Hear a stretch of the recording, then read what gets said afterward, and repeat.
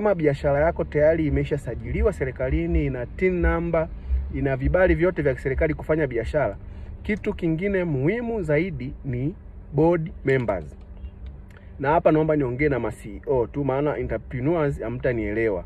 Kwa hiyo board members ni muhimu sana. CEO lazima uwe nao kwa sababu kubwa 4, na mimi nitakwambia hapa zote leo. Na mimi napata uhalali wa kusema hivi kwa sababu kwa miaka 10 tokea mwaka 2015 nilianza kusimamia hospitali moja, usimamiaji wa hospitali moja hapa Dodoma. Siwezi kuzitaja kwa sababu sijaruhusiwa na board members kuzitaja, lakini nimekuwa nikisimamia hospitali kubwa 3. Moja iko Dodoma, nyingine iko Morogoro, nyingine iko Moshi. Na nimekuwa pia mmoja wa waanzilishi wa makampuni 17. Kwa hiyo niko na ufahamu mzuri sana kuhusiana na hichi kitu chokisema. Board members ni muhimu kwa sababu kubwa 4. Sababu ya kwanza, wao ndio wasimamizi wakuu wa maono ya CEO. CEO kazi yako ni kupeleka tu maoni kwa board members. Wao watakueleza kwamba haya maono tuyashape namna gani, tuyapeleke speed gani.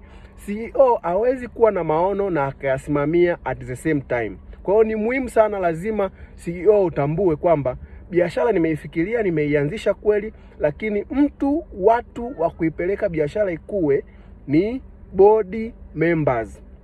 Sasa katika board members, watu 6 ni muhimu zaidi. Mtu wa kwanza katika board members, lazima uwe na mtu wa masuala ya imani. Mimi ningeshauri awe mtu wa masuala ya imani. Kama wewe ni Muislamu, lazima uwe na shehe, na kama wewe ni Mkristo, lazima uwe na mchungaji ambaye ni mtu mzuri, anayefahamu, ana ufahamu mzuri kuhusu masuala ya biashara. Usipeleke mchungaji ambaye haamini kuhusu biashara. Kwa hiyo lazima uwe na mtu mmoja muhimu kwa masuala ya kidini, kwa masuala ya kiimani. Mtu wa pili wa muhimu, lazima uwe na mtu ambaye anadili na masuala ya kifedha, ni mtu expert kwenye masuala ya kifedha, na shauri lazima awe muhasibu.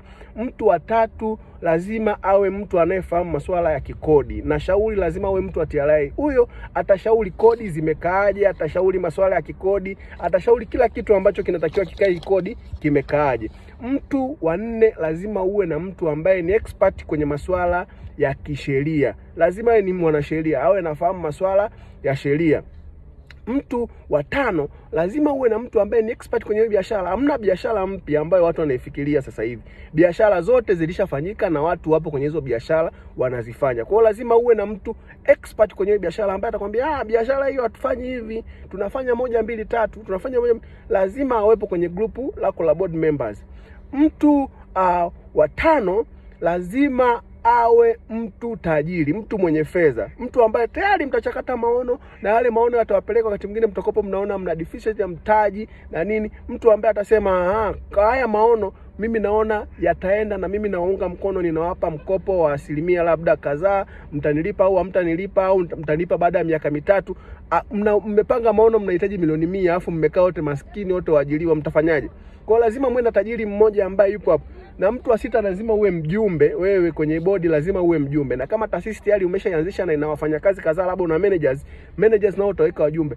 Ile board member, wale board member watawasaidia kusimamia, watawasaidia kuendesha hiyo biashara, watawasaidia kuwashauri. CEO wengi wanakosea, wanaamini kwamba wao ndio wasimamizi wa biashara, na hivyo wanaamua, wanachukua hela mtaji, wanaingiza hapa, wanachukua hela hii, wanaingiza huku, wanafanya maamuzi kwenye fedha nyingi ambazo kimsingi walitakiwa wao kama CEOs walipwe mshahara, wafanye maamuzi kwenye mshahara wao, sio kwenye mtaji.